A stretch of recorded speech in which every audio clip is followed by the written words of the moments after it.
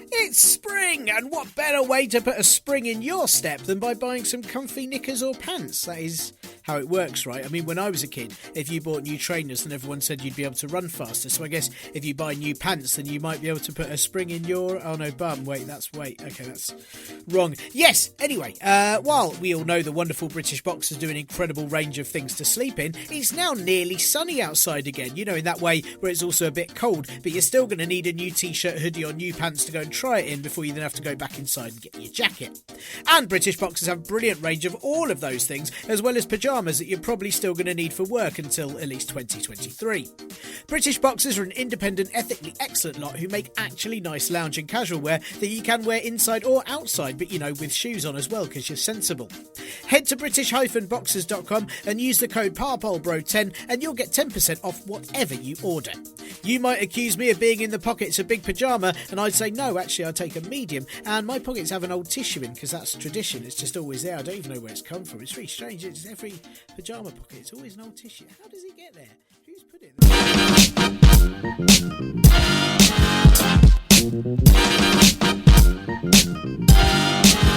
Hello and welcome to the Partly Political Broadcast, the comedy and politics podcast that is never afraid to joke about flags or any other fabric decorative adornments, including bunting, banners and tapestries, because to me, it's just all good comedy material. I'm Tiernan Douieb, and this week, as the Scientific Pandemic Influenza Group on Modelling advises that the UK faces a real risk if people travel abroad this summer, I assume that's because they'd get a glimpse of how much better everywhere else is right now and absolutely refuse to come back. It's lucky that the Olympics are going ahead this year, isn't it? As currently the UK government and many of its supporters are prime contenders for winning the gold medal in mental gymnastics, despite all the twists and giant leaps required to truly excel. I'm really envious right now of people's ability to scream, "They've cancelled free speech" at someone like a distressed banshee, while at the same time wanting the death penalty to be brought back for anyone who insults a piece of material that they feel precious about. Or anyone who wishes the army could be sent in to fire at protesters who are just protesting for the right to protest, while at the same time they complain that we live in a nanny state because you can't go on holiday abroad. Whilst also overlooking that the government have reduced the army by 10,000 troops, so if they were sent in to shoot protesters, they'd also not be able to guard the borders from all the children they think are actually terrorists whose evil plan to destroy Britain involves having no access to benefits and being stuck in a former army barracks with no running water. Or being able to think that billions of pounds should be spent on new nuclear weapons in order to defend against the increasing threat of cyber warfare, as though you can just explode the cloud rather than kill everyone creating your own mushroom ones.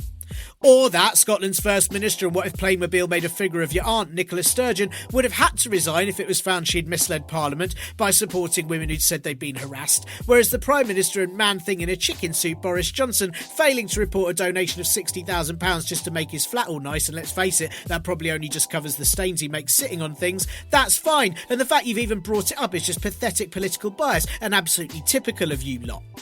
Or that the Conservatives should definitely take over local government in Liverpool because there have been terrible allegations of corruption, and actually the allegations of corruption against the government just means that they might be able to spot it more quickly. Or thinking that because half the population, including you, have had the vaccine, we should all be allowed to do absolutely everything again. And what do you mean, what about the other half? Who? What are you talking about? Hey now, you only needed 52% of the population last time to go ahead with a lack of planning, and the fact that the majority of those who've been jabbed are the same age ranges that voted leave surely means that we can just give it a go, and anyone that complains that their future has been destroyed is obviously just an incompetent young person who should work harder and stop buying avocados so that they can afford their houses that don't exist and aren't affordable. Of course, nuance is often lost in today's political age, and maybe being able to hold two completely and utterly contradictory opinions at once, based entirely on what works for you, isn't illogical, but perhaps some sort of higher state of consciousness that allows you to be happy in this world, while the rest of us just feel perpetually defeated. But as ignorance is bliss, I choose never to find out, and just assume that a large amount of British people are fucking idiots and will never ever change. On the plus side, at least it's possible to say that our politicians are representative of the public, as if they too couldn't conduct such incredible feats of logic shitting, then how would the Home Secretary and someone who's never had to revise to pass a means test, Priti Patel, remark on protests against the policing bill in Bristol by saying thuggery and disorder by a minority will never be tolerated, just 1 week after she ordered police to beat up a lot of women? Hey, maybe I'm reading that sentence wrong, and as is expected from Patel, emphasis is actually on the by a minority bit, as that's a category of people she never tolerates.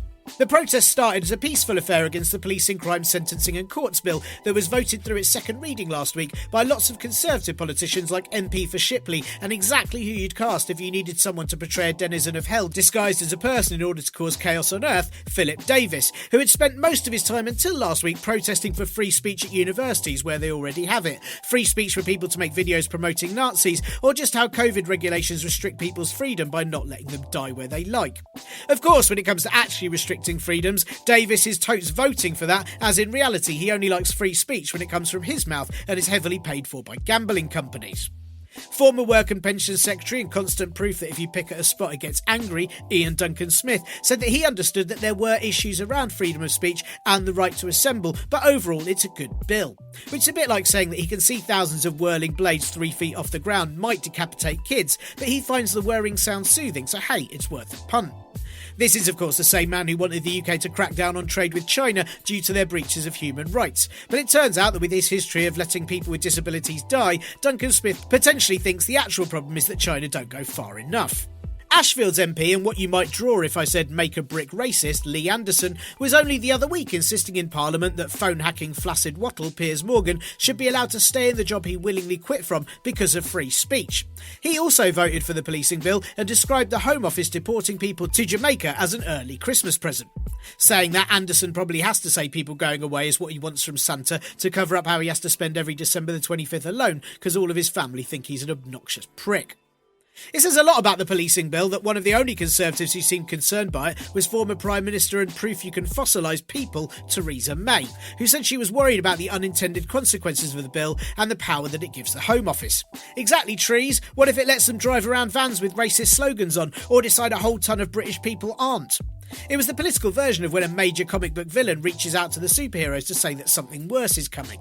She still did vote for it though, because ultimately what's most important is all the intended consequences of it, which May probably wishes that she'd come up with. Yes, the bill does include lots of ways that they say will protect people from crime, but some of those ways now include the government's proposal that to make women feel safer, they'll put plainclothes officers in bars and clubs. Brilliant, because after a policeman was accused of a murder of a young woman, making all the other police officers dress up like their parents get them ready for the club will make all the women in that building feel really safe that if those cops want to harass or abuse them, they'll be at least protected by the Spy Cops bill and not clog up the court system. See? Everyone's a winner. So look, it makes sense that people would want to protest against this bill in order to be able to protest about anything else ever again. And so Kill the Bill March in Bristol on Sunday seemed like a very reasonable response. Well, unless your name is Bill and you hadn't read the news and you're very worried about what you'd done to cause this. But while it started peacefully, it got pretty violent after riot police turned up with batons, which, as we all know, usually diffuses a situation and makes everyone super zen. I mean, I don't know about you, but if I'm stressed and angry, nothing would soothe my mind like a man in a big helmet running at me with a stick. Especially when the week before a lot of officers with sticks attacked unarmed women just for feeling unsafe. So a small number of protesters caused trouble by rather violently blocking baton strikes with their faces. Others stupidly fired fireworks into the crowd, which is silly as by firing them into the sky everyone would have been distracted and had a nice time instead. And a police van was set fire to, which isn't clever, as with all the cuts to the police force, that's not a renewable energy source. Some police were injured, which isn't good at all, and nor is any injury to anyone or violence full stop. I don't need to say that out loud, you're not stupid. No, those people are too busy on social media to listen to this. But what shouldn't happen, and absolutely will happen, is that the violent bit from Sunday's protest will be used to prove that the policing bill is necessary, like the same way that one kid in your class might have acted up because they'd been largely neglected by the teacher and their valid opinions oppressed, and then the whole class would get detention as a result, and you'd all feel angry and work as a unit next time to take down the teacher using grassroots organisations. Sorry, I've got confused. Obviously, people want the streets to be safer, which is why the police only arrested a few people at the anti-lockdown protests marching through London on Saturday, knowing full well that as they didn't wear masks, most of the others should take each other out within weeks, which will save a lot of time and effort. Lockdown is lifting a bit more next week and then a bit more a few weeks after, so protesting about it now just feels like wanting to open up your birthday presents before the day. It's easy to see why people are fed up. I mean, for a start, leading epidemiologists have said that masks and social distancing are likely to be needed for years, which I think is great news for my plans to become a solitary vigilante. And then a government advisory body said summer holidays abroad are unlikely, something that me and my bank balance have known for many years now and really don't need it re-emphasised. Defence Secretary and big eyebrows drawn on a baby, Ben Wallace, has said that there may be an extension to the ban on foreign holidays, which has upset many who are keen to use all the money they'd got from exploiting renters to abuse regulations in other countries where the death toll will matter to them less. Europe appears to be having its third COVID wave, with infection numbers rising so rapidly in Germany, Italy, France, Hungary and Poland, among others, that the UK may end up not even having the worst death rate in the continent. Hooray! Though I'm sure Johnson will see it as the EU being competitive and try his very best to come out on top again. The EU have now decided that the Oxford AstraZeneca vaccine is safe to use, and Boris Johnson called leaders to reassure them, which will probably mean that they'll ban it again any minute now. Johnson condemned vaccine nationalism as it's only all the other types that he approved of, and he got his first jab himself last week and says that he didn't feel a thing, but that may be because, as we all know, he's severely emotionally stunted. Johnson turned up to his jab in a full shirt to be as much of a burden as possible to the nurse, as if he hadn't spent his entire time in number 10 hammering that home already. In contrast, Lord Bethel, who lives entirely on hate, took his whole shirt off for his jab like a toddler in a restaurant. Loads of people joked, but it does explain why Bethel thinks nurses pay us enough for the job they do if the people he usually sees in nurses' costumes require him to get naked and pay afterwards. The NHS have warned that there'll be a significant reduction of vaccine supplies from the end of March, which the Health Secretary and Mr Poopy Butthole from Rick and Morty, Matt Hancock, responded to during a press briefing where he clearly only found out about it on camera and panicked by saying that vaccine supplies were always going to be lumpy. The sort of comment that really won't reassure any Europeans concerned about getting blood clots from it. The supply issues are apparently India's fault, as the British government seem to be working their way around all the big countries till all they have left to blame is the boogie. I mean, hey, our Prime Minister does idolise Churchill, so I suppose we should have known at some point this would happen.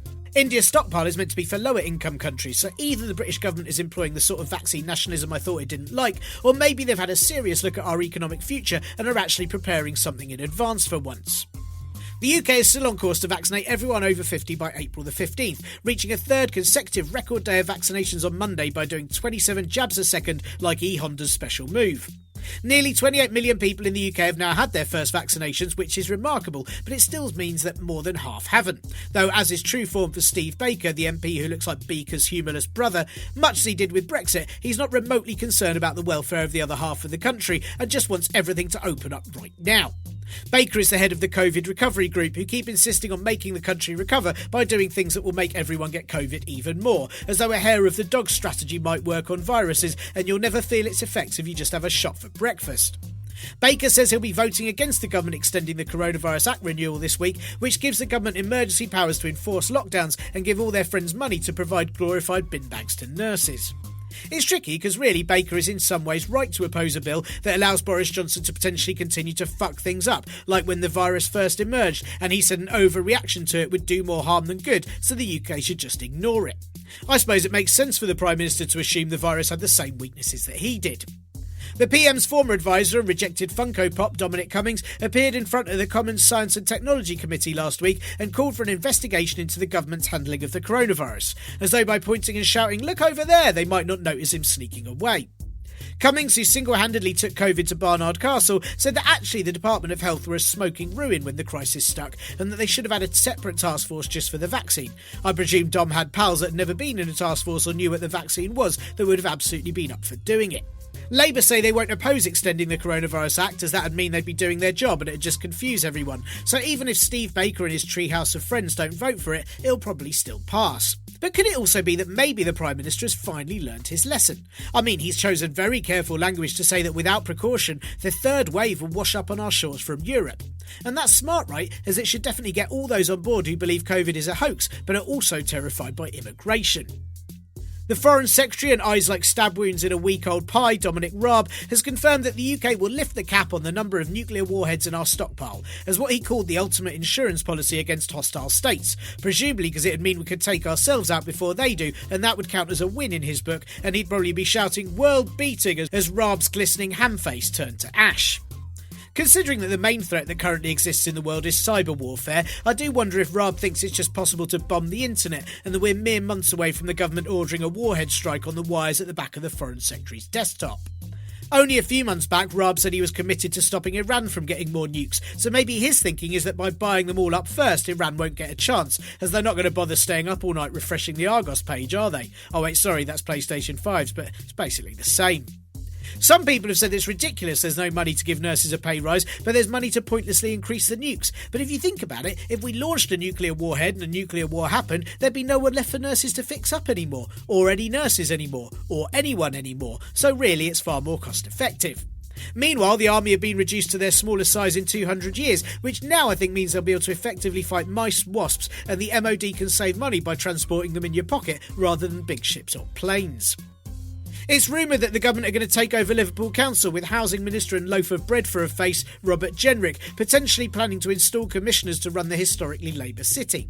This is due to allegations of corruption, much like the ones against Robert Jenrick for handing his pal Richard Desmond massive tax breaks, or like how Boris Johnson's failed to declare £60,000 that was donated to him to do up his Downing Street flat, or like how it was found out this week that former Prime Minister and deflated balloon David Cameron lobbied the Chancellor and Spring Onion Rishi Sunak for £400 million of government help to a company that then went bust. But hey, how else to prove that his years of massive cuts to public funding was necessary than by proving that so much of it is just wasted on completely useless projects? Number 10's new £2.6 million media room was installed by a Russian company who also do work for state-owned Russia Today, and they put in all the cameras, microphones and computers in the facility, just leaving out a picture with moving eyes and a secret room for a man in a Cossack hat to listen in. Downing Street say they have absolutely no security concerns about this being the case, but I suppose why would they, as if anyone got angry about it they'd find polonium in their tea.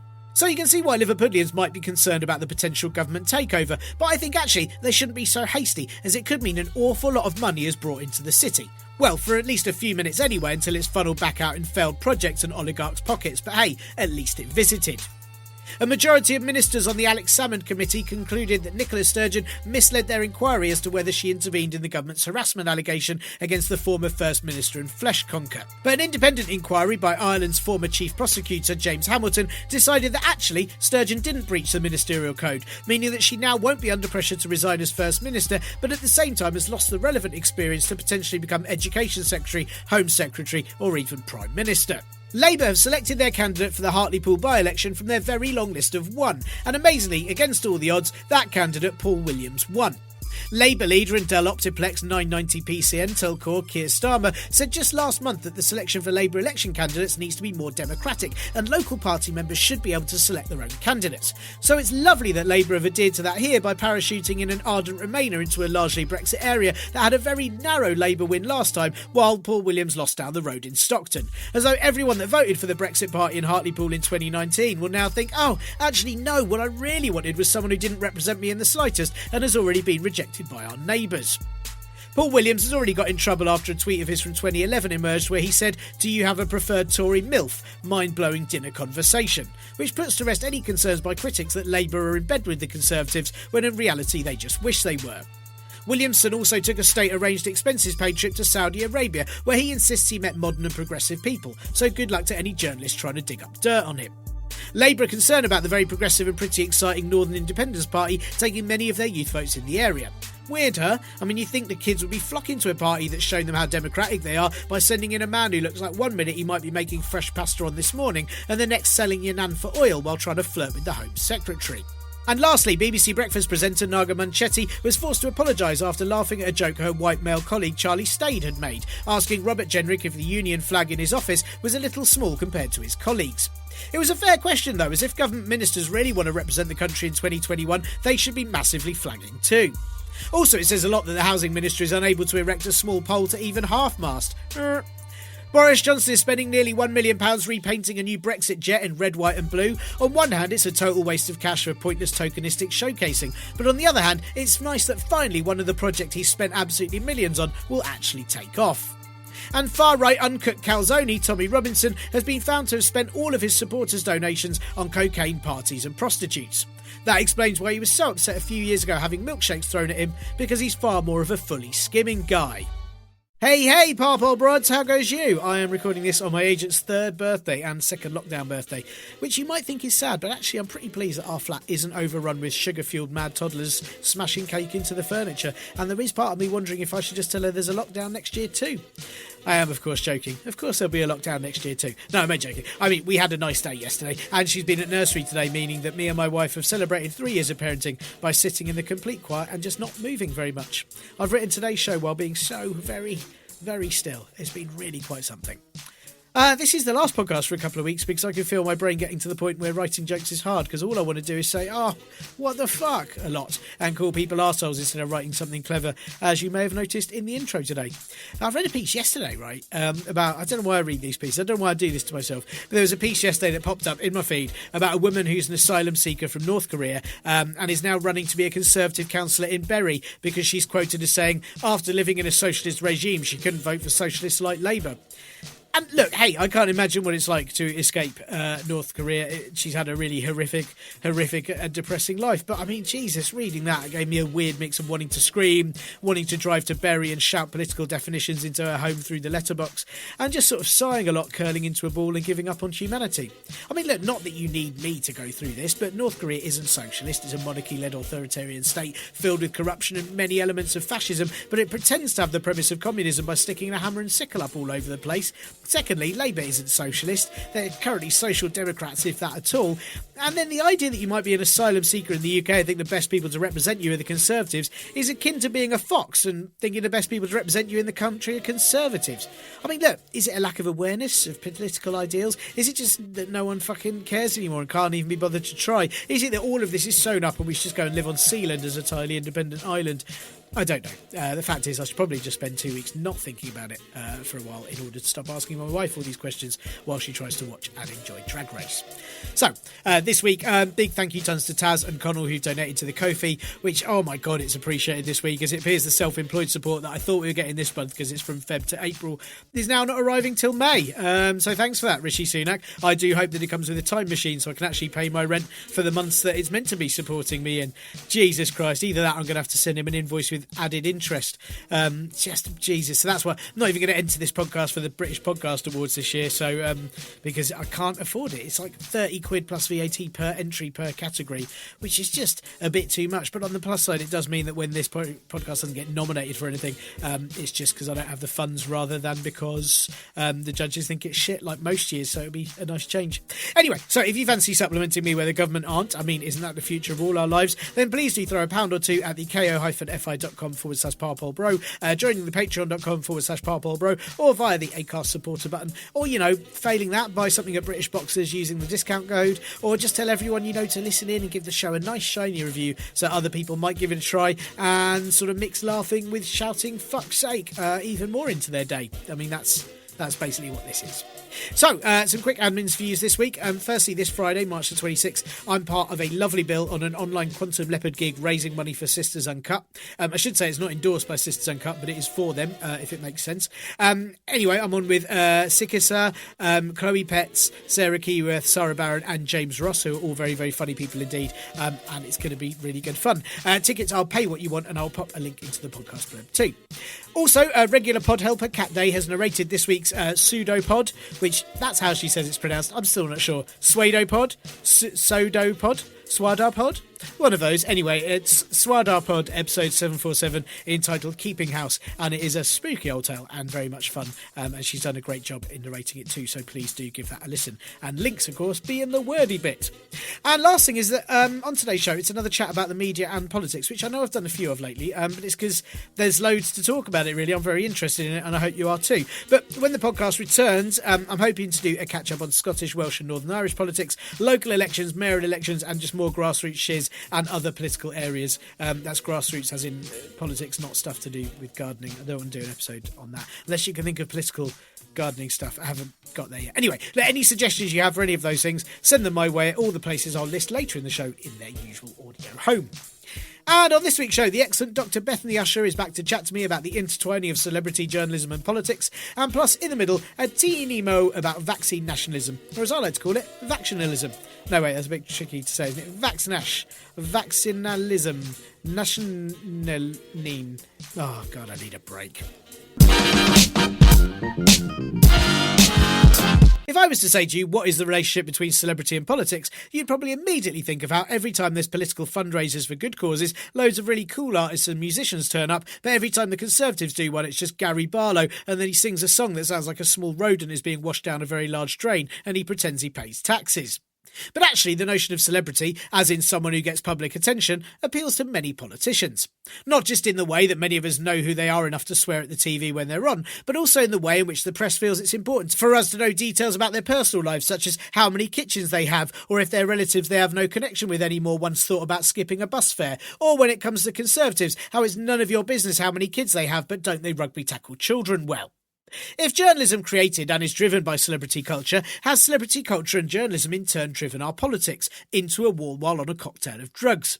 I probably don't really need to ask this, as we all wonder why so many vote so selfishly, and then you turn on the TV to see normal people aren't even allowed to win a washing machine on a game show anymore, as a celebrity has to have a go to win money for a charity that they otherwise wouldn't bother helping. We are, unfortunately, invested in stories and narratives as human beings, and by giving political stories a human side, that makes readers become more invested and, of course, distracted from how many of the subjects aren't actually people at all, but are giant lizards.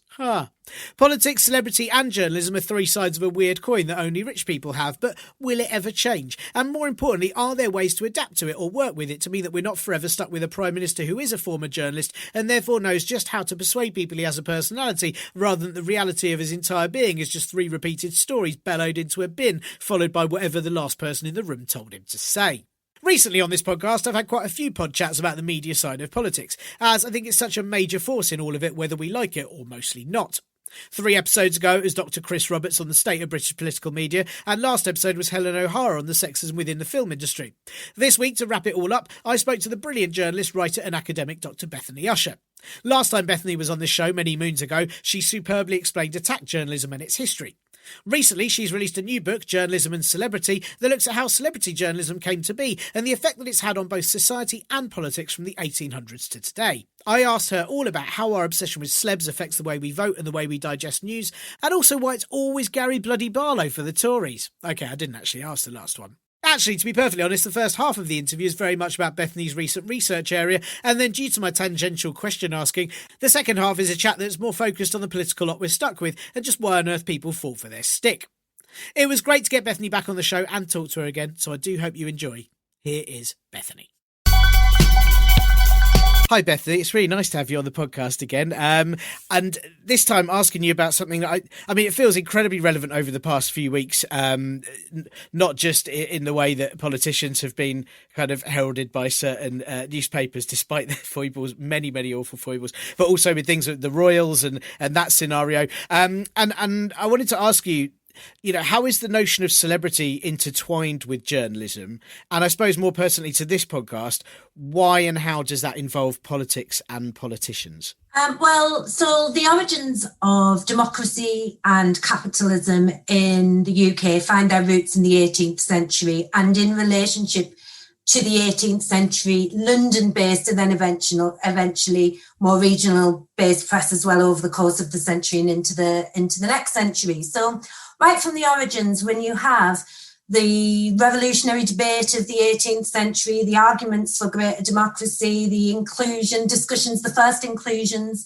of ordinary people within political and public spheres, you also have the consumer revolution, where people for the first time have disposable incomes and are buying more goods, and the boom of literacy. So by the end of the century, about 50% of the British population are literate. And those things uniquely combined in the British press to create both the idea of political journalism and the idea of celebrity journalism. Right from their origins, they are both evident in the newspapers of those period, but also really intertwined. So you have, for example, very big celebrities, huge celebrities of their day, such as Georgiana, Duchess of Devonshire, who's kind of the first multimedia celebrity that we have. She's got consumer goods that she sells. She is an author. She is a darling, she's a fashionista, the darling of the press, or of the liberal, the Whig press. And she's also political. And that takes swings. It takes place eventually. What she does is actually start campaigning for the Whig Party on the streets of London. And there's all these accounts of her kissing babies and drinking ale in houses. And she designs a set of Whig-coloured fans to be sold. at the hustings. And so you've got this idea of the celebrity campaigner really emerging very, very early on in the kind of end of the 18th century. Earlier than that, you have, for example, the revolutionary debaters. And I think last time on the podcast, we talked about Thomas Paine, but he is also very much as a celebrity. And by surviving newspaper records, there is more content that discusses him in a personal term than there is actually writings about his political pamphlets in what we have that's surviving from this time.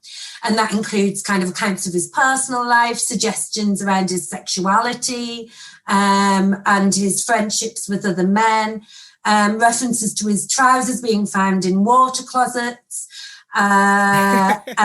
accusations he's a thief, all of these kind of sort of personalised and scurrilous attacks which are linked to undermining his political work. And also accounts that celebrate him, that talk about his relationships with friends in positive terms, how that's impacted political change too. So they've never been separate. The worlds of journalism, celebrity and politics are just intertwined from their origins.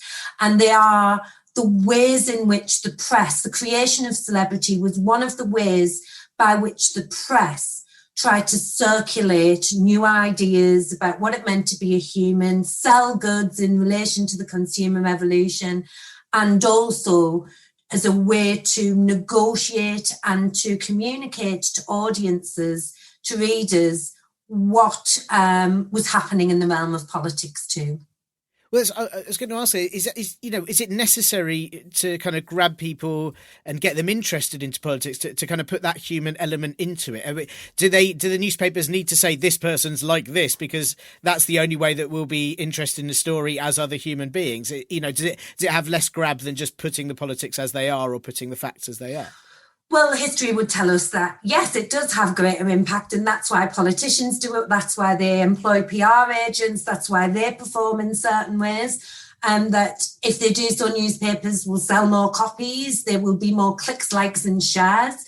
If you look at content now in the digital age, then that kind of hook in becomes more important than ever. And we see when you, for example, if you were to look at content relation to the obvious celebrity politician of our age, Donald Trump. And if you look at the kind of mail online content about him, it is not just about a political leader. It's not just a president. It is also about his family life, his children, what they're wearing. It's this whole negotiated and constructed sense of who he is. So there's a reason why that is useful to Donald Trump.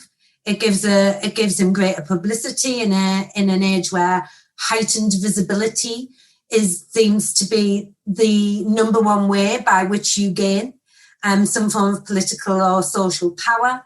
And it's also useful for the Mail Online. They wouldn't keep doing it if it didn't keep getting clicked on, because their algorithms and their kind of response rates from audiences have direct influence on the content of they're journalists, that they produce more of what is popular. So the answer to your question is that we've never had a period before where we haven't had this kind of relationship to different levels and with different moments of heightened activity across the course of the last 320 years. We've never had a period since the origins of the mass media, I should say, which is the 18th century press. Would it? Is the question, isn't it? That's a question for us all, wouldn't it? If we removed this fundamental facet of political reporting, which is the relationship with celebrity culture and the personalisation of political figures, would it still communicate to audiences in the same way? It's a very tricky question, is it? Because I know, even on my podcast is what I use to write jokes about is all the drama of it. And we spoke to Professor Chris Roberts a few weeks ago, and he was all about how it's all about the, political journalism is all about the drama and not about the reporting of local politics and the local idea of politics. But it's interesting because I remember last time when you were on the podcast and you were talking about how long ago attack journalism started, and in the same way now you discussed today how long ago celebrity journalism started. And I think even in my head, it seems so recent that we've had to have personality politicians, you know, and these politicians, especially like Trump or like Boris, who are a big character that they can really play with. And that feels very recent to me. Is there a sort of changing point where everything ramped up and everything became more dramatic and more perhaps over the top in the way it was described? Or is that just me having a very narrow sort of recollection of history? Well, I think that with each kind of emergence of a mass media or a new form, what you get is an associated boom and a proliferation of new ways to use what are quite old thematic themes, which is heightening the visibility of certain individuals for a commercial or political or social purpose, which has been around forever. So if you have, there's kind of 5 booms of celebrity culture where you get related to new platforms where you have an increase or a change that means that it impacts on how politics and politicians are performing to and the way that they are being reported on in journalism. So I've talked about the 18th century, and then you've got the next big one really is the invention of the new journalism of the 1870s onwards, the Victorian era new journalists on both sides of the Atlantic, and the origins of what we would now call tabloid journalism, but also it's the origins of all press. It's things like modern press. It's not just the tabloids, you know, the kind of idea of cross column headlines, of breaks, of fillers, of, you know, the shape of the press changes, and celebrity takes new forms. And so does political journalism too. So in this country, you have T.P. O'Connor and George Nunes, who were both Liberal MPs and journalists and big celebrities in their own right, you know, massively famous. W.T. Stead, not an MP, obviously, not least because he went to jail for his campaigning journalism, but also an ardent Liberal.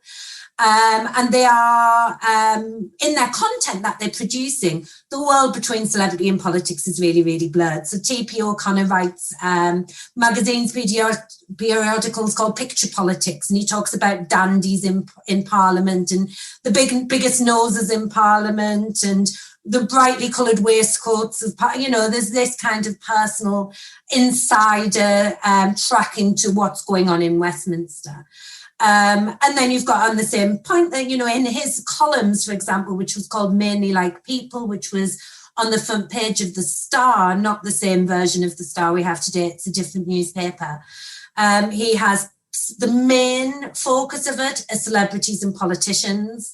He also focuses on the associated kind of staff of the kind of media industry, publicists, theatre owners, that kind of thing. And then ordinary people too, so lottery winners from the continent, people who've suddenly become rich, criminals, people who were victims or witnesses of crime, who find themselves in public visibility. And you've got this kind of heady mix of politics and society and celebrity culture and consumer culture, all kind of compressed together in this Mainly About People column. So that's the second big boom. Sorry, I digressed a bit there. The third big boom is then, of course, cinema and Hollywood, and then multimedia kind of performances, radio, television, and the associated practices with that. And then particularly in relation to television, and what that becomes is the kind of tabloidism, the neoliberal model of tabloidism that takes hold at the end of the 1970s. It's kind of been growing to that point, which is this kind of commercialization and selling of self and private worth becomes a greater part of the performance. And that's linked to kind of new notions of individualism and the individualist in politics. So yes, that neoliberal model of politician, which kind of begins with the Reagan-esque and Thatcher era, something new happens around there. And I think that's what people are seeing is the shift that they feel like has happened over the last 45 or 50 years. And then, of course, the big fifth change that we are living through, or we have lived through over the last 20 years and we continue to live through, is digital technology and the performance of self. And of course, post really 2008, the social media element of political performance, where it's performances that happen across multiple platforms at once, but is often centered around self-performance on social media, and then that networks and is represented by other media in different ways. So the answer is both. It's been around forever, but that doesn't mean it hasn't vastly changed, and that you are not identifying that there is something different about this age and there has been in ages before. Is one of the differences, I mean, from the sort of neoliberal kind of tabloids era onwards, is one of the differences that perhaps politicians are aware that they're now celebrities, or more aware of how to play it, and their relationship with the press maybe changed or developed so that they, so that the press played towards the images that they wanted to portray of themselves? Was that a change? Yeah, I think the big shift around that is that you have, really, when you look at Thatcher and Reagan, who were very different politicians to even someone else, and it always is astonishing to me that they are generationally John F. Kennedy's era, Thatcher and Reagan, that they are born all around the same period. That's their era, but they're, of course, this later age, this kind of completely different historical age as we look at it. And what you've got then is the greater intertwining between the government and big owners and news conglomerates, and the personal relationship between them, often kind of symbolised by Murdoch's relationship with Thatcher and Reagan, but other editors absolutely adored her. The Conan, but there's a lot of conversations, I can't remember this, about her, how they adored her. This adoration from certain pockets of the press of this political leader. And you've got the boom of corporate communications coming into politics in a huge way. So public relations really becoming a huge facet of the political party structure and how a leader is communicated out to audiences. So yes, the neoliberal era did change things, and the relationship with the press between political leaders was one of them. And that's not gone away, of course, is that there is still that intertwined relationship, particularly in the British news between the British news media and, of course, our government, and not least our Prime Minister, who was a journalist. And I always say to people, I said in my book, that it felt fatalistic, even like fantastical, that when I finished writing my book, the President of the United States was a reality television celebrity, and the Prime Minister of Britain was a journalist, given that my whole argument was that celebrity and journalism and politics were intertwined from their origins, and what was going to be the logical outcome of that. I mean, incredible.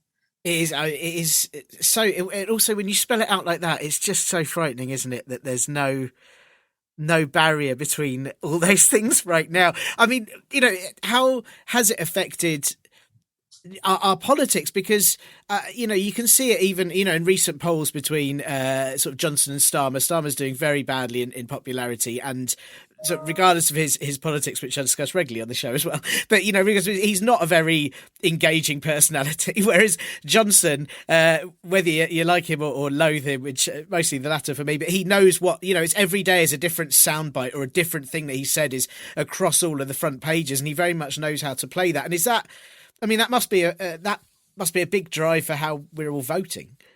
Well, yeah, absolutely. And Boris Johnson is a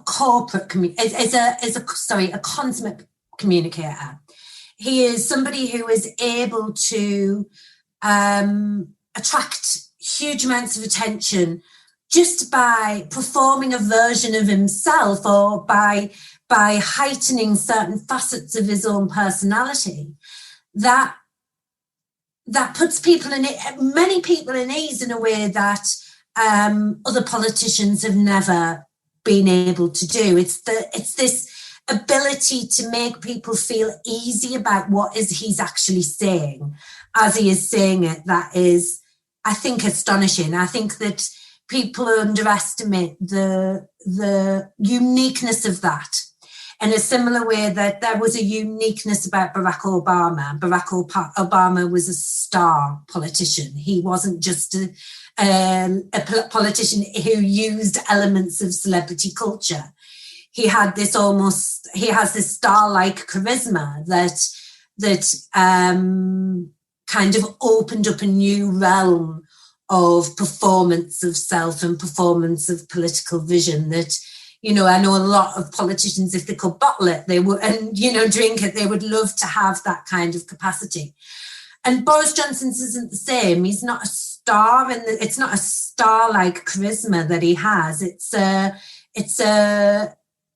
kind of buffoonery that makes people feel at ease, that really is just like, there are parts of him that's just like me, that he says the wrong things sometimes, that he kind of looks a bit unkempt, that, you know, he doesn't mean it when he says something racist. He's just not thinking. It's just because he's authentic in who he is. And I think they underestimate him. I think that Boris Johnson is a very astute propagandist in the same way as other prime ministers in the past who have been journalists are astute propagandists. Churchill would be the obvious one, you know, one of the most astute propagandists of all time. And also that, you know, some would argue, thank goodness for it, the propaganda that Britain created during the Second World War to counter fascism in Europe was a powerful narrative, and Churchill really drove that, you know, and this idea of the Blitz spirit of courage under fire, that we were unified. The royal family is this kind of middle class staying in London, you know, really, really clever stuff. And I think Boris Johnson has something of that capacity and something of that political nous, where he is able to make people kind of believe what he's saying on the element of that he's authentic about what he's saying. But I mean, I would say that it's all part of his political performance, that he knows what appeals to people.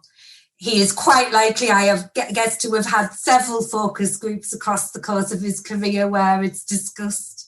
I don't know, I have no evidence of that, but I would be surprised. He would be the only political leader who hasn't had it in modern times. And, you know, he's very good at what he does.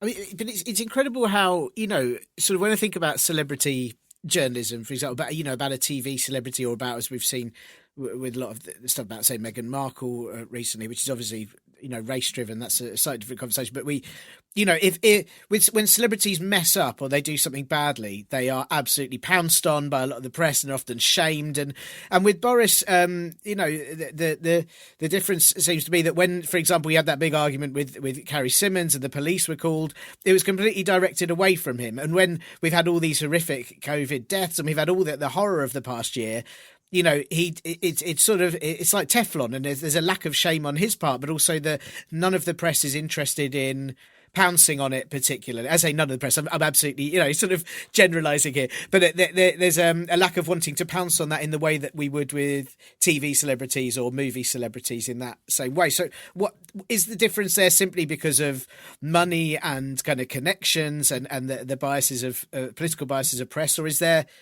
a lack of interest as well from readership about those things? I think probably, I don't know if it's lack of interest, but I think there's elements of both the audience and Johnson's unique and the Conservative Party's relationship with the news media at play, that both of those have a factor to play in this. I think that what Boris Johnson kind of has encapsulated is a cultural shift in this country around neoliberalism and its later model, which was progressivism, neoliberal progressivism of the Blairs and Bill Clinton and Barack Obama. There's been a rejection of that amongst pockets of the British community, if we kind of stick to Britain for this one, because, you know, America has different facets at play, but there's been a rejection of that from pockets of the British community that would have traditionally voted Labour. So what you have is that you've got neoliberal kind of socio and economic values from the 70s and across the 80s, but it's a very conservative vision of it.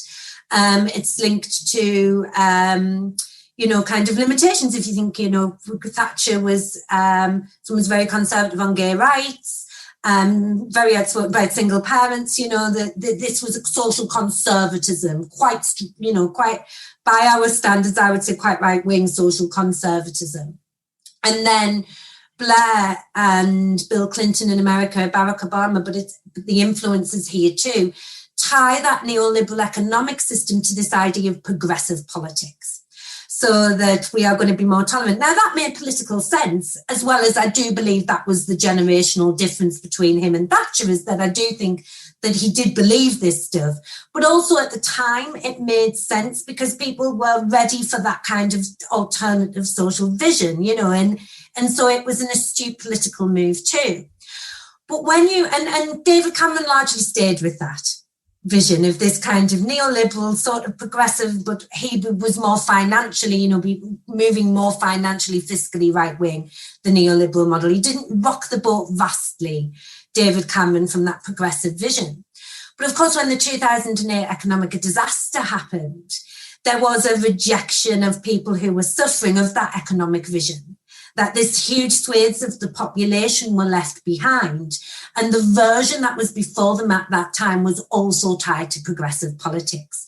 And I think that people, but in rejecting the inequalities they were feeling in their lives, also ended up rejecting some of these progressive models too. And into that kind of time of discussion and debate, or we're feeling that was linked, that at the same time as you are arguing for the greater rights of these people and these people and these people, and that's the focus, I am economically bereft.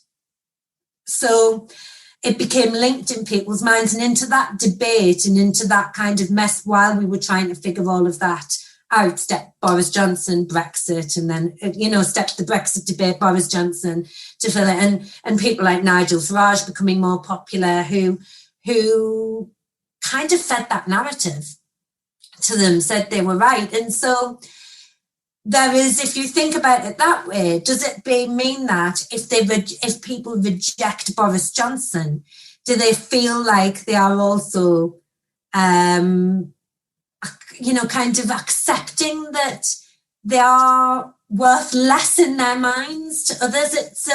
It's a very complex thing, but it's an indication of a lot of different events, political and social and economic events, combined with changes to media cultures, combined with the rise of social media and the instantness of it in terms of our news agendas, and also a political figure who is a trained journalist and knows how to create a narrative.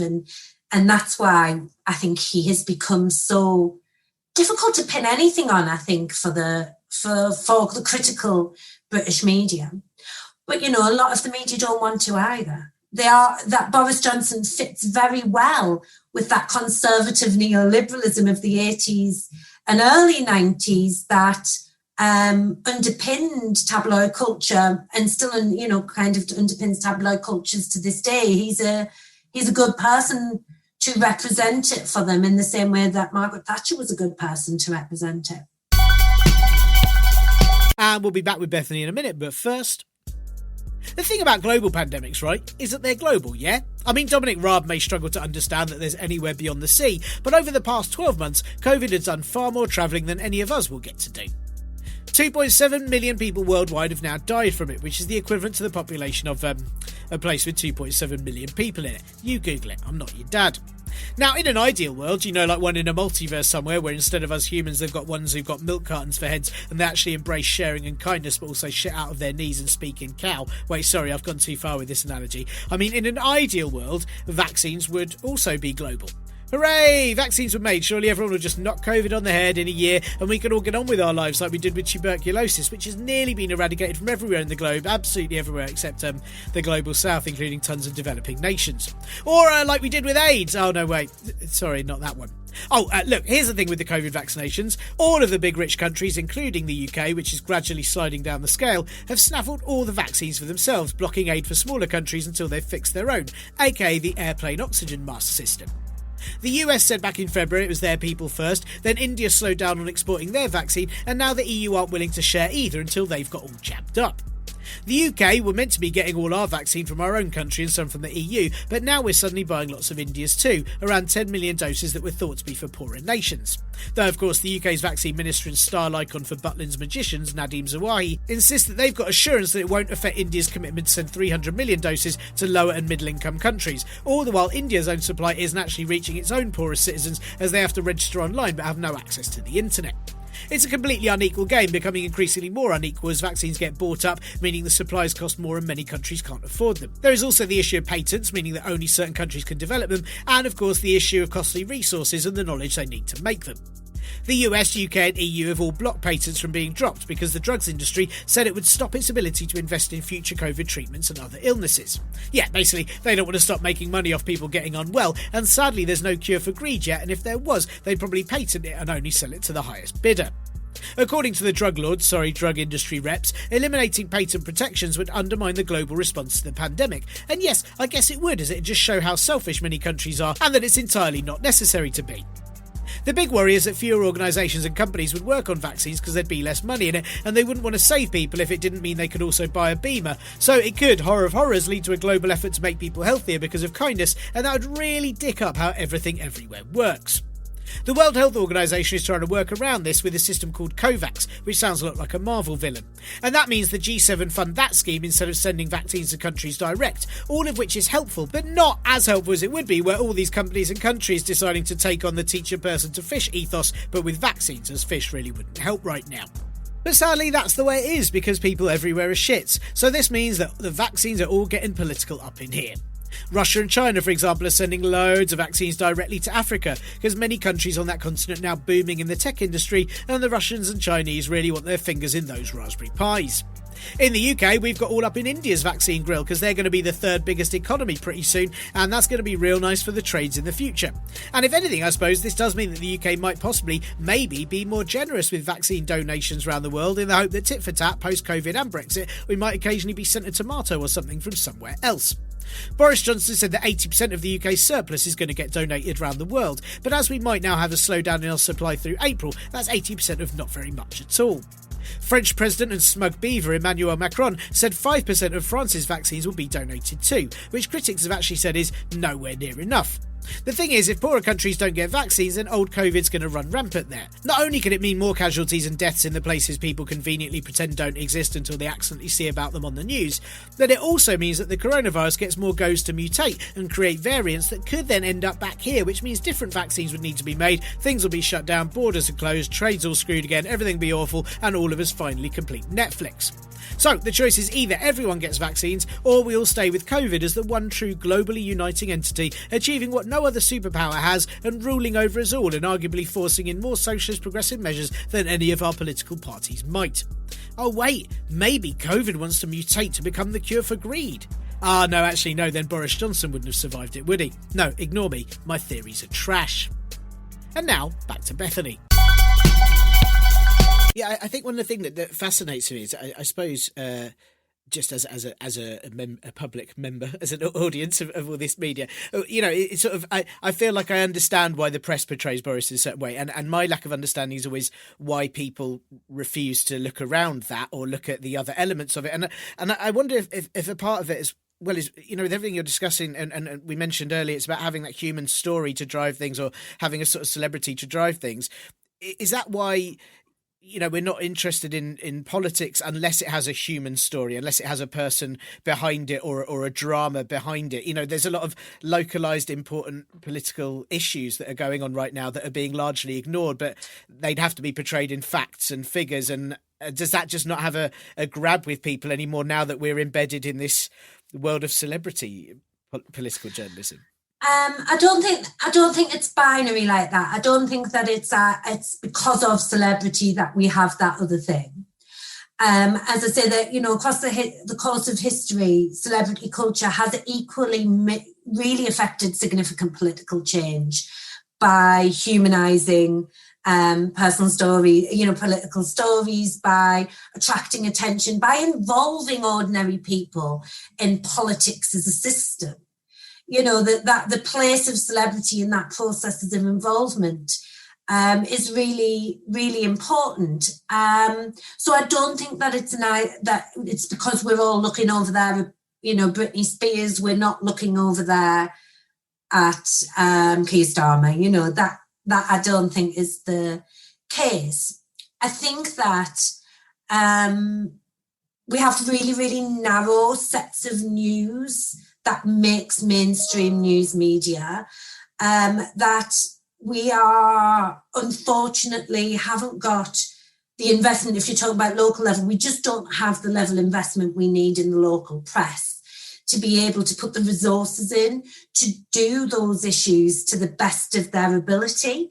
So those big pieces that you're saying is that if they need to produce 10 web stories a day, then the crime story from the local police, the school teacher story, that these are quicker ways of producing content that's going to be shared on their local Facebook groups and communities. What we have now, of course, though, as well, is there is just a greater competition for attention across all of our attentions. That that there isn't. There's never been a unifying media in the way that people think that, that everybody, single person in the country was focused on one thing. But there have been times of unification through media events that grab the consciousness, and we think of that as associated at the time. But now we don't have any sense of that unification in that way.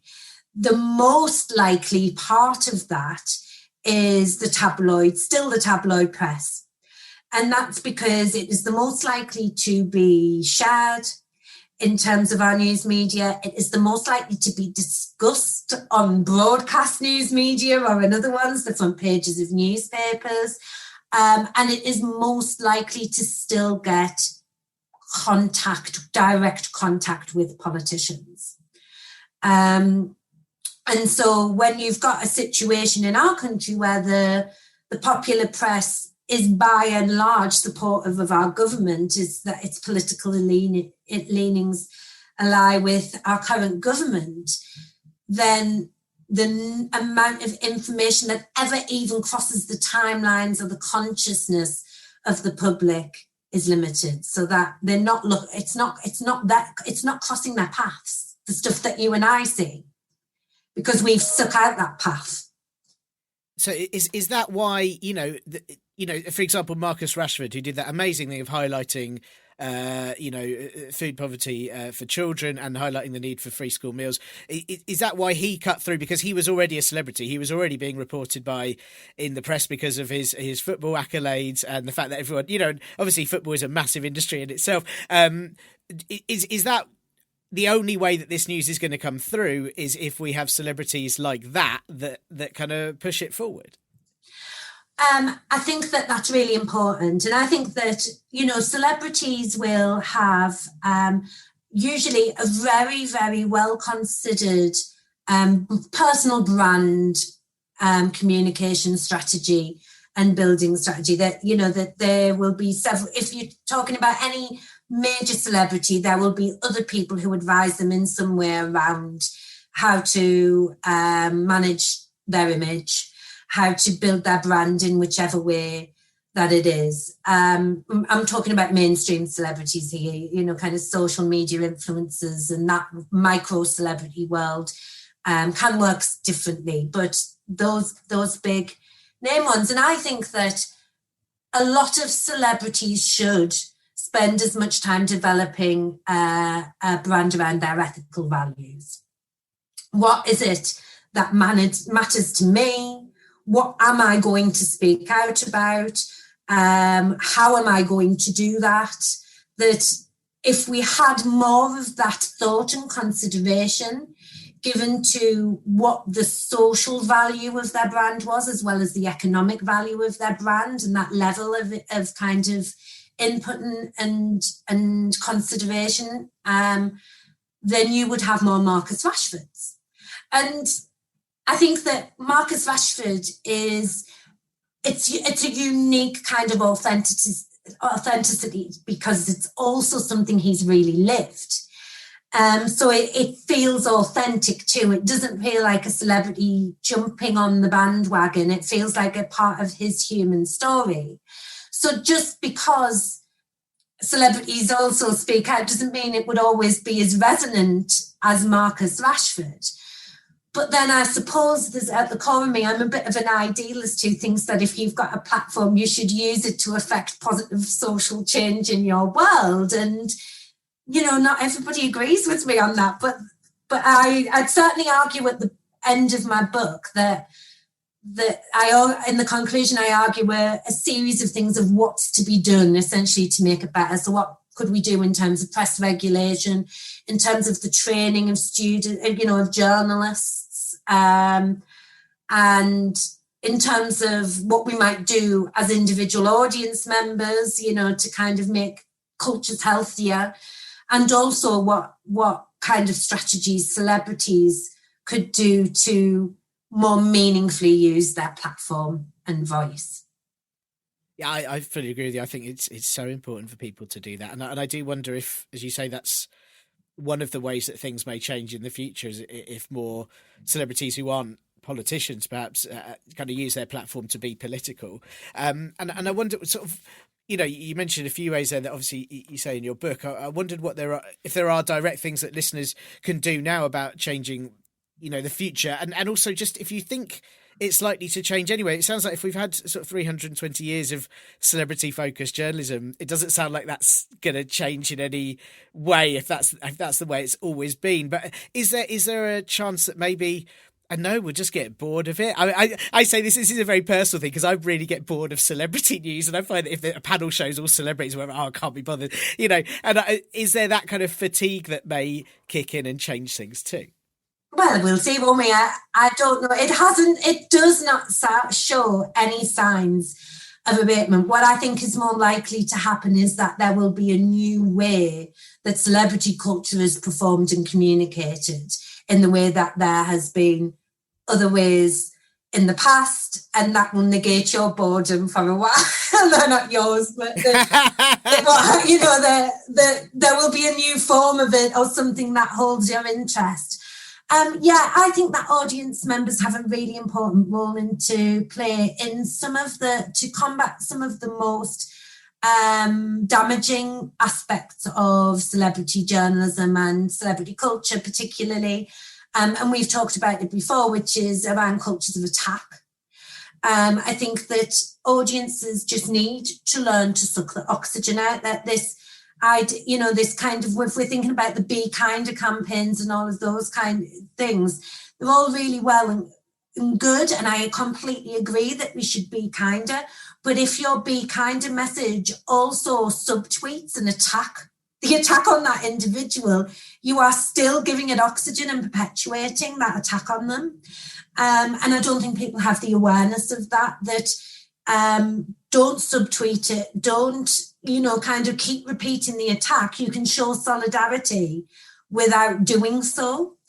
And so I would say that audience members could do that. I think that 12 months ago or 2 years ago even, I might have been in a different place with this. But as things stand, and this is the depressing bit, I think it's going to get worse before, hopefully, down the line, it's going to get any better. And that's because of the changes we are about to see in terms of Ofcom. I don't see the IPSO Code of Practice tackling issues of attack journalism still in any meaningful way, regardless of the very high-profile tragedies we've had, and the ongoing debate, a constant debate about it, that isn't at the moment changing press regulation. the government paper on online harms came out this time last year, and its recommendations were not what I would have done. And also this idea of putting it underneath the banner of Ofcom, and then we are all waiting to see who the new head of Ofcom is going to be, who's going to put all of this stuff together. I think that the potential impact on broadcast journalism is vast of that, and that cultures of celebrity, of the celebritization of politicians, of greater political partisanship, of greater cultures of attack on people who disagree with progressive visions of politics. I think that they're all potentially going to get worse over the next kind of period of time, which can become a bit depressing. I'm not going to lie. Like, there's moments where I really have to think about the level of my own engagement with this world, because it is easier, and this is the using your platform to do good thing, this feeds into what I think so many celebrities are frightened to do so, public figures are frightened to do so, is that it is difficult to put your head above the parapet in such a toxic atmosphere, that Marcus Rashford gets abuse to, that we, as well as praise, and that when you are watching it all unfold, sometimes you feel like the best thing for me to do is to just take a step back and concentrate more on my own personal world than the noise that is going on outside of it. And I think it's tough times. I think that, that we have to acknowledge that it's really, really toxic, difficult times at the moment in terms of our public sphere and the place of the personalisation of public figures within it. Yeah, I was going to say, there's also that sort of thing at the moment where people respond they feel that they have to say something all the time, and they respond so quickly, and then often it's ill thought through and everyone jumps on it, and it can be equally as destructive. And that's the sort of social media has demanded an immediate response from everyone. Why hasn't this person spoken about it? And actually that allows no time to digest it, think about what a measured or thoughtful response would be. And I find that quite scary at times. And there's no room to make mistakes. And there's no room to politically grow or socially grow, and to, I am not the same person that I was when I was 20, but my social political understanding of the world is very different. I think back to, university days and debates in the Union and Free Speech Society. I was involved in a Free Speech Society when I was at university, which then had very different meanings to me than something called a Free Speech Society probably would now. And I think that I'm really grateful there wasn't social media at that time. Because where's the space to make mistakes and learn and grow from things now? And that's I think it would be a much better debate and discussion to have than these lazy terms such as cancel culture or woke. That these are really lazy terms by which we can't even have conversations about, because it becomes so binary, it becomes so either you're right or wrong. We can't even have conversations about where is the space for apology, where is the space to grow, where is the space to think and to learn better. And I mean, that's the risk here, isn't it? Is that social media doesn't afford that. No, it doesn't afford that, and it's also brief as well. It's always such a limited amount of words, and everyone always reads it in the tone of voice they choose to. I wondered as well just what you think. Just sort of wrap up really, but we've had the big announcement of the brand new media room at number 10, which is going to be very US style. We've seen the picture that, I don't know if you noticed, has a Henry Hoover in the corner. And it's all, it's all set up for these big announcements like they do at the White House. And I mean, is that just sort of celebritizing the idea of politics even more? And I suppose it's going to narrow where we get our news from more, does it? Yeah, I did see that, because actually the journalist who took a picture at ITN News is a former student of mine called Nathan Lee, and Nathan and I went to Greece together to work on some content around the refugee crisis. and a campaign. So I know him. So he's a friend as well as a graduate. I hope he's listening. Hi, Nathan. So I saw the picture. I was laughing at it. He works for ITN now. What we're seeing, of course, that is a presidential system of communication that we are importing. And Boris Johnson's popularity make him almost the perfect person to import that system. It's not something I'm particularly surprised about. I'm more surprised that we didn't get one during the Blair years, actually, is that it would seem to me that it would have been quite the perfect thing for, that Tony Blair and Alistair Campbell might have quite liked that kind of media sort of kind of thing where they could go in and kind of address the media. So I think it's been a long time coming, that kind of setup. Do I think that it would make communicating the reality of what is going on in our political system any better? No. Do I think that it will give us anything other than government propaganda? No. But almost there's part of me that thinks we've always had this idea that the conversations between journalists and politicians in the interviews kind of go on behind closed doors, sort of in the corridors of Westminster, that we don't have that public scrutiny over the moment and the questioning themselves. And there's part of me that kind of thinks, actually, having that in a public sphere where the interactions, if it was to reduce down the kind of anonymous kind of quotations, and a source tells me, in that we can have greater visibility of government spokespeople, I think that has the potential to be a positive thing. So I'll try and be kind about it. But I think that's good. Money. And I also read that it was a Russian company who's fitted the communications within it. And I am not an anti-Russian xenophobe by any stretch of the imagination, but I did think that it was an interesting point that people raised. Yeah, it's very cute, especially after the probe into Russian interference last year. That But we've got loads of.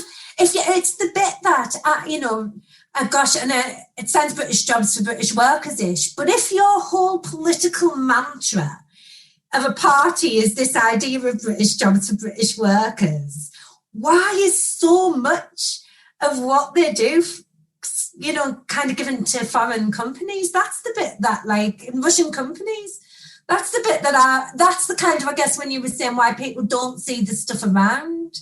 Like, why do people not just think that? Where's that critical step? It's very interesting. Yeah, it's fascinating, and similarly, like the blue passports, we all demanded them supposedly, and then it was given to a French company to make them, but nobody bothers about the next step. Yeah, it's absolutely incredible, and that's what I mean.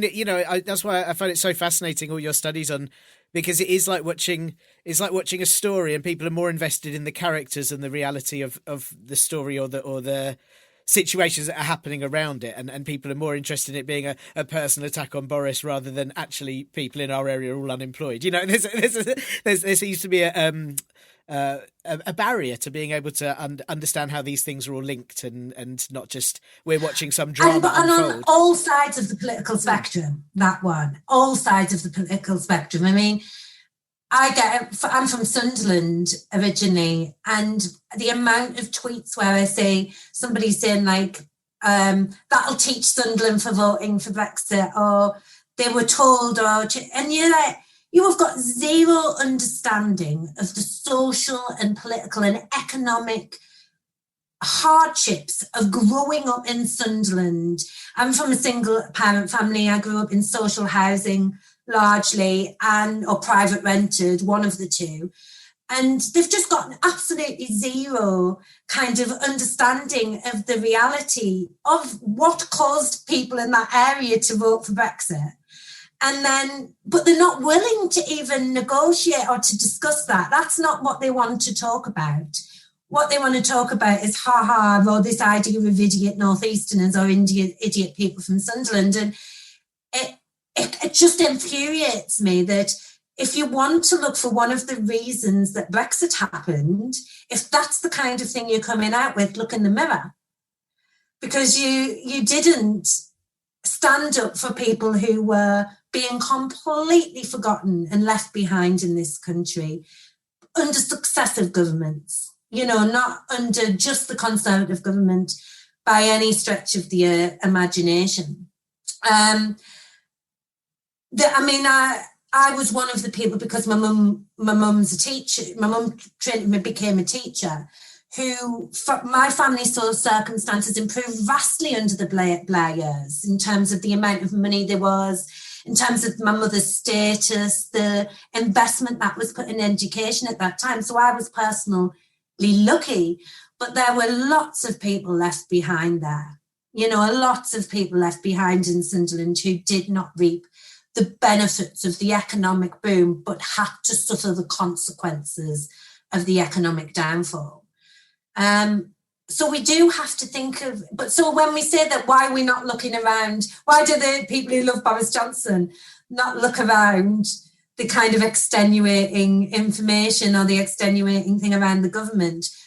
That happens, to people in the liberal, in the centrists and leftists too, that they don't look enough around what's going on. Yeah, I completely agree. It's something I brought up on I'll try not to repeat myself, but I think I mentioned it on a podcast a few weeks ago. But just I did a number of shows in Barnsley not long after all the Brexit vote, and Barnsley was repeatedly vox popped as 59% or whatever voted Brexit, and it would only ever vox pop people who go, "We hate immigrants," and I would regularly have these big audiences come in shows going, "We didn't vote for Brexit, and we didn't, and we're really sad about it," and it was the city was far more nuanced but they did have big issues with unemployment, big issues of industry leaving, and there were various things about. None of this was reported. It was all just this city voted Brexit and nothing else about it, and it was very frustrating. And if you're feeling like that, then Boris Johnson being kind of on your side is an appealing thing, isn't it? If you're feeling that that Remainer MPs on parties that you politically voted for maybe in the past kind of are seeing you as the blame for what's gone wrong here because you voted for Brexit. You voted for Brexit because you were, for whatever reason that you voted for it, whether rightly or wrongly. He's very appealing, he's very good at kind of fitting into that space and giving somebody who people, for whatever reason, even if he is or isn't, feel is on their side. I mean, clever. He's very good at that. Ugh. Yeah, so annoying. I know, so annoying giving credit for something, isn't it? I think Boris Johnson. I think Boris Johnson is a really important prime minister that we will look back and think in terms of the impact that he had on British society and culture, and how that happened, the kind of relationship with the news media, the putting in of people into Ofcom, the changes to the BBC, that, Boris Johnson is a very, very busy, impactful prime minister, just in ways that people aren't really seeing yet, I think. Yeah, it's one of the things that I do think is, there's lots of talk about him resigning because he's knackered or he's not earning enough money or whatever. But if that happened, whoever replaced him wouldn't carry off this horrific raft of policies in the same way. I don't think the public would take it from Michael Gove in the same way. No, I think you're right. I think that the Conservative Party know that they haven't got, there isn't another Boris Johnson, and who has the same kind of appeal, particularly to working class voters. And the ones that are trying to have that kind of thing don't have his ability to carry it off. So if you look at, it's Ben Bradley, is it? In Nottingham. Is it Macclesfield MP for Macclesfield? I want to say Macclesfield. I could be wrong on that. There was an element of Boris Johnson in his performance. He kind of tries to attract people with the same kind of sound bites and wearing and kind of stance taking. But he doesn't have the charm to carry it off in the same way. And that's the thing about Boris Johnson. There's an effortless charm about him and people find him funny. And that is unique, I think, in British politics at all. I don't think there's anybody with that set unique set of talents that is making him so successful. I'd say, as a comedian, drives me nuts. I can see through all of it. It's horrible. Yes. He'd be a terrible actor if he was at a gig with us. And I don't find him funny. Yeah, I mean, but that's not my kind of sense of humour. It's that, you know, that kind of self-effacing kind of sense of humour. I know I won't say that because I was going to make, this is no way linked to Boris Johnson in any way, shape or form. I just want to make that clear. But I'm a big fan of Orson Welles, and he talks about Woody Allen once, where he says that his kind of affected self-effactiveness, kind of self-deprecating attitude sets his teeth on edge. That it's so arrogant. He says it's so arrogant because it's such a performance, and like that he just can't bear it. And I love that because he's this kind of grander than life kind of commentator on celebrity culture in his own right, and completely opposite performance of Woody Allen. And I can see why, but it's that kind of thing for me. I don't find that kind of sense of humour funny. It's not my instinct. So I wouldn't find it funny. I wouldn't find that attractive, I don't think, if it was on the left either. It's not. No. It's not something that appeals to me personally, but I do understand why people like him. I do understand why it works for so many. What a shame. It's such a shame, isn't it? I should also say Ben Bradley's MP for Mansfield, although, I mean, he's not normally bothered about facts, but I'll put it in for my sake and my own. I'm sorry about that. No, sorry, Ben Bradley. I really apologise. As I said, based on his tweets and comments, and to the people of I feel like it was only fair that you got something about him wrong, and we shouldn't have corrected it, really. We should have given him a taste of his own medicine. Anyway, Beth, it's so lovely. Thank you for coming back on the podcast. And I asked you this before when you spoke to me brilliantly about attack journalism a little while ago. But, you know, apart from yourself and, of course, your book all about journalism and celebrity, who else would you recommend? Who else are you currently reading, listening to about, not just about the history of journalism and celebrity, but also informative and alternative news resources? Oh, okay.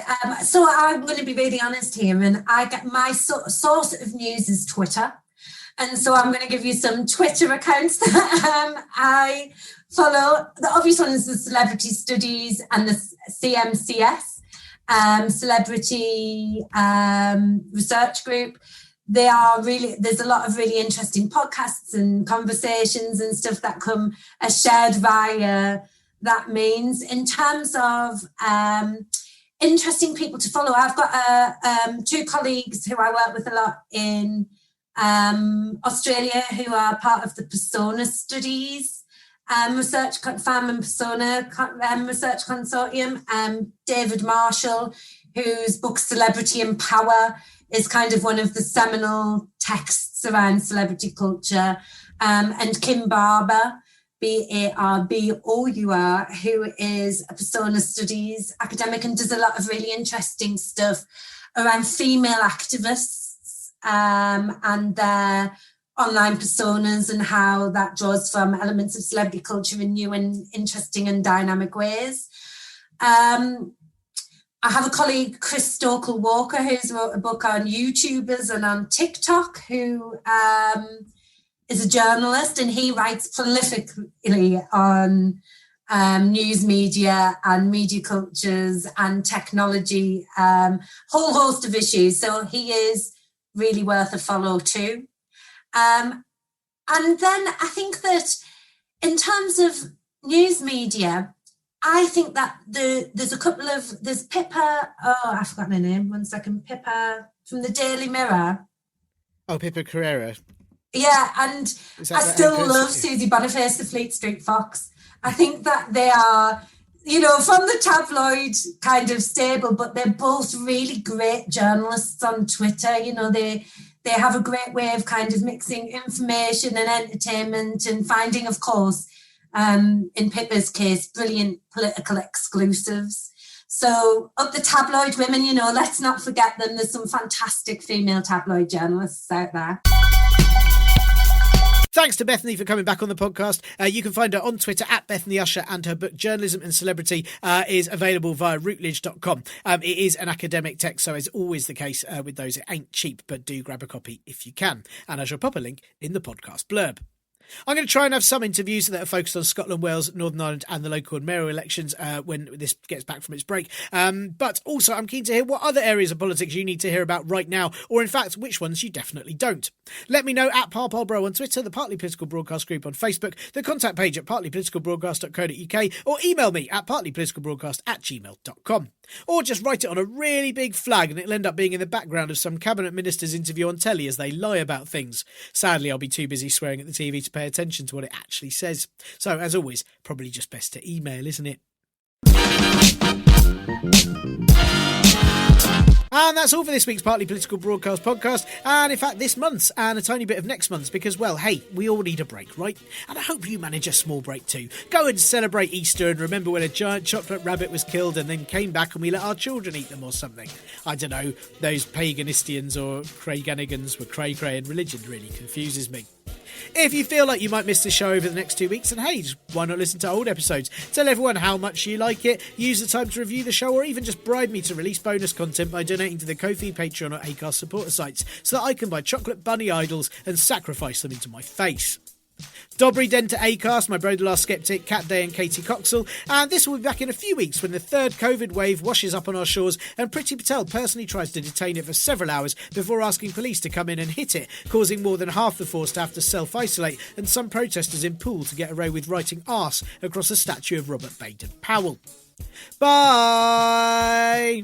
This week's show is sponsored by the Lord Bethel Topless Calendar, featuring the pallid, grey-skinned Lord removing his top and exposing his corpse in a TV show body in a dozen exotic sexy locations. Lord Bethel Topless buying crisps at the petrol station. Lord Bethel Topless sitting on the train. Lord Bethel Topless using the recycling centre. Lord Bethel Topless making people feel ill in a cafe as he eats a sandwich. Lord Bethel Topless causing people to call the police in the park. The Lord Bethel Topless Calendar for all your cutting down on eating needs.